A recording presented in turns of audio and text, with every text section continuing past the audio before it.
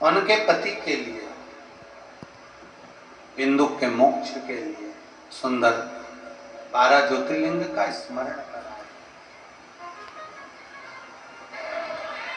प्रथम ज्योतिर्लिंग का स्मरण कराया, श्री सोमनाथ जी का वर्णन करा। चंद्रदेव पर काया का रोग,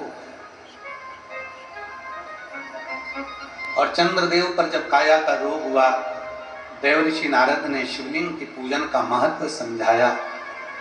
बालू का शिवलिंग बनाकर पूजन करना, और बाबा की कृपा से चंद्र की काया ठीक हो। भगवान सोमनाथ के रूप में विराजमान हो गए। अगला वर्णन आया है श्री मल्लिकार्जुन का। षडानंद कार्तिकेय जी जब रुष्ट होकर चले गए, तब भगवान स्वयं पार्वती जी के साथ में मनाने के लिए पहुंचे, तो मल्लिकार्जुन के रूप में विराजित हुए। अगला वर्णन है श्री महाकालेश्वर बाबा। दूषण नाम के राक्षस का संहार किया है मेरे शंकर भगवान ने। दूषण का काल बनकर प्रकट हुए तो महाकाल के रूप में विराजित हुए, महाकालेश्वर बनकर विराजित। फिर वर्णन आया श्री ओमकारेश्वर बाबा का। विंध्य नामक पर्वत में तप कर भगवान शंकर को विराजित करा, और भगवान ओमकारेश्वर के रूप में विराजित हुए।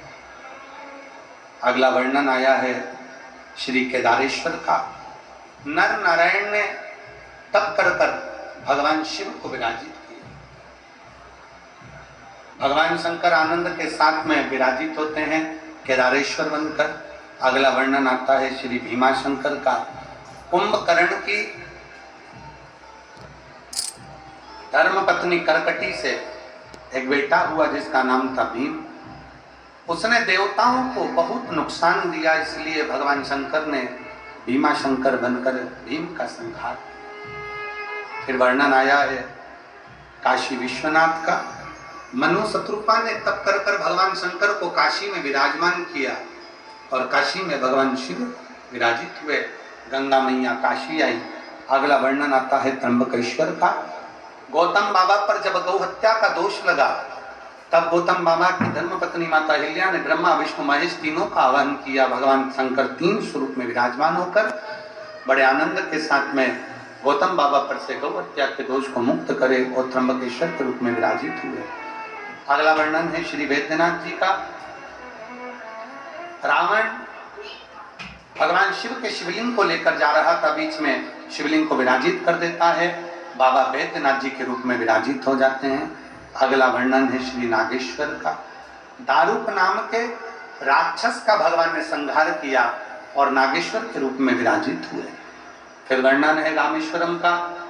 भगवान राम जी लंका पर चढ़ाई करने से पहले शंकर जी की स्थापना कर पूजन कर आनंद पाते हैं, फिर लंका पर चढ़ाई कर विजय प्राप्त करते हैं। ऐसा रामेश्वर के रूप में विराजित हुए। फिर वर्णन आया है कृष्णेश्वर का। सुधर्म नाम की ब्राह्मण की 2 धर्मपत्नी थी, सुदेहा और घूष्मा। घूष्मा के बेटे को सुदेहा ने मार दिया था। उनके मरे हुए बेटे को भगवान ने तालाब में से वापस जीवित भेजा। भगवान शिव का नाम कृष्णेश्वर महादेव पड़ गया। ऐसा 12 ज्योतिर्लिंग का स्मरण आया। भगवान शिव आनंद पाए।